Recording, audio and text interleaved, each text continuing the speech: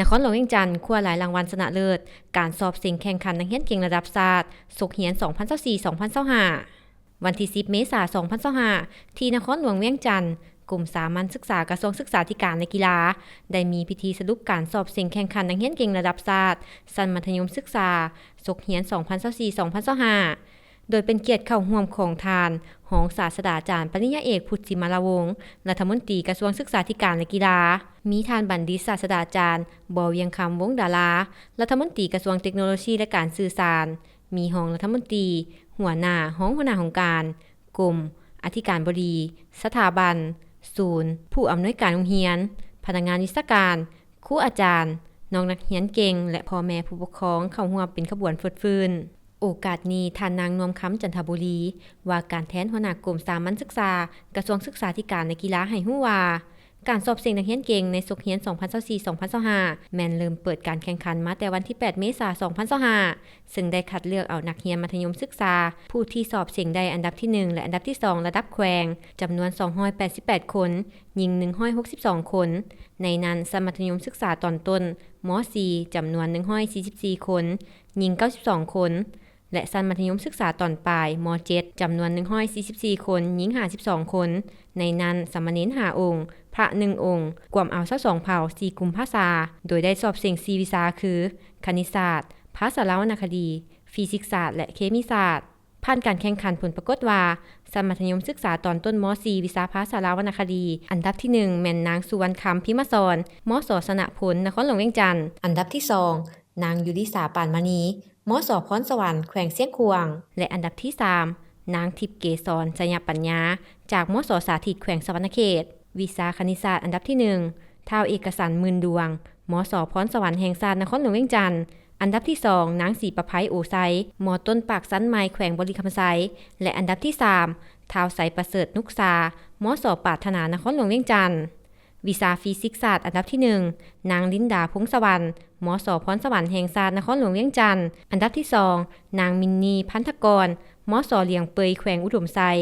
และอันดับที่ 3 ท้าวเพชรสมรพุทธวงศ์มส.ลาวเวียดนามแขวงสวรรณเขตและวิชาเคมีศาสตร์อันดับที่ 1 นางอ่อนนภาคำมณีจันทร์มส.พรสวรรค์แขวงเสียงขวางอันดับที่ 2 นางสุริตาพรหมมหาไซมส.สินไซนครหลวงเวียงจันทน์และอันดับที่ 3 นางนุชจิลาบุญญาวงศ์มส.พลสวรรค์แขวงสวรรณเขตส่วนชั้นมัธยมศึกษาตอนปลายหรือม. 7 วิชาภาษาวรรณคดีอันดับที่ 1 แม่นท้าวดอลลาร์พรหมวงศามส.หอมสวรรค์นครหลวงเวียงจันทน์อันดับที่ 2 นางสุขสมวาทราชวงศ์โรงเรียนพรสวรรค์แขวงบริคำไซและอันดับที่ 3 นางป่าทองทรายทองมส.ศรีธานาไซแขวงบริคำไซวิชาคณิตศาสตร์อันดับที่ 1 นางสุขพันษาพรหมลังสีมส.เวียงจันทน์นครหลวงเวียงจันทน์อันดับที่ 2 ท้าวบงวือจูมามส.พรสวรรค์แห่งศาสตร์นครหลวงเวียงจันทน์และอันดับที่ 3 นางปาวินาศรีประเสริฐมส.หัวเสียวแขวงจำปาสักวิชาฟิสิกส์ศาสตร์อันดับที่ 1 นางนิวรรณวาพรหมวงศ์มส.ปรารถนานครหลวงเวียงจันทน์อันดับที่ 2 นางอาลิสาวงศ์ภูธรมส.หัวเสียวแขวงจำปาสักและอันดับที่ 3 ท้าวดาสัวลือยางโรงเรียนพรสวรรค์แขวงบริคำไซและวิชาเคมีศาสตร์อันดับที่ 1 ท้าวพิรพลผลเสนาโรงเรียนมส.ปรารถนานครหลวงเวียงจันทน์อันดับที่ 2 ท้าวเยอวือมส.วังเหือแขวงเวียงจันทน์และอันดับที่ 3 ท้าวใจทรงจากมส.พรสวรรค์แห่งศาสตร์นครหลวงเวียงจันทน์สำหรับรางวัลเป็นรายบุคคลรายวิชาอันดับที่ 1 ได้รับเหรียญคำใบย่องยอและเงินรางวัลจำนวน23ล้านกีบอันดับที่ 2 ได้รับเหรียญเงินใบย่องยอและเงินรางวัลจำนวน18ล้าน9แสนกีบและอันดับที่ 3 ได้รับเหรียญทองใบย่องยอและเงินรางวัลจำนวน15ล้าน6แสนกีบส่วนผลการแข่งขันถามตอบวิทยาศาสตร์อันดับที่ 1 แม่นทีมจากนครหลวงเวียงจันทน์ได้รับขันชนะเลิศและเงินรางวัลจำนวน11ล้าน1แสนกีบอันดับที่ 2 แม่นทีมจากอุดมไซได้รับเงินรางวัลจำนวน7ล้าน8แสนกีบและอันดับที่ 3 แม่นทีมจากแขวงจำปาสักได้รับเงินรางวัลจำนวน4ล้าน6แสนกีบนอกจากนี้ยังมีรางวัลทีมแยกตามวิชาสอบเสงและคัน